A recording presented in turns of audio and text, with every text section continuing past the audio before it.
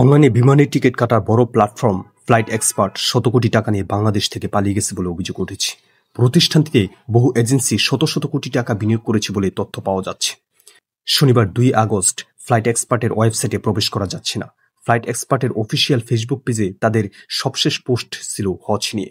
সেই পোস্টে ২০২৬ সালে হজের রেজিস্ট্রেশন শুরু জানিয়ে হজ প্যাকেজের মূল্য ছাড় হয়েছে।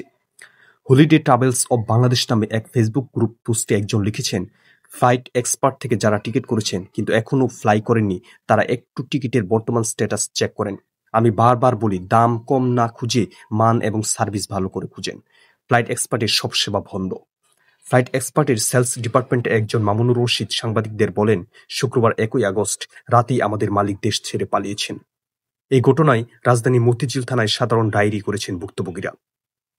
জিডিতে উল্লেখ করা হয়েছে, গ্রাহকদের ৩০০ কোটি টাকা নিয়ে ফ্লাইট এক্সপার্টের ব্যবস্থাপনা পরিচালক সালমান বিন রশিদ শাহ সায়েম সহ শীর্ষ ৫ কর্মকর্তা সপরিবারে দেশ ছেড়ে পালিয়েছেন। বাংলাদেশে ২০১৭ সালের মার্চ মাস থেকে কার্যক্রম শুরু করে ফ্লাইট এক্সপার্ট। তখন একটি লঞ্চ ইভেন্টের মাধ্যমে তাদের প্ল্যাটফর্ম চালু করে। প্রতিষ্ঠার পর থেকে এটি খুব দ্রুত বাংলাদেশ অনলাইন ট্রাভেলস ইন্ডাস্ট্রিতে প্রভাবশালী নাম হয়ে ওঠে। তখন তারা দেশের ফ্লাইট টিকিটিং শিল্পে একটি বড় জায়গা দখল করে নেয়। দেশ বিদেশি বিভিন্ন এয়ারলাইন্সের ticket booking, hotel reservation, tour package এবং ভিসা প্রক্রিয়াকরণের মতো নানান ধরনের সেবা দিত ফ্লাইট এক্সপার্ট।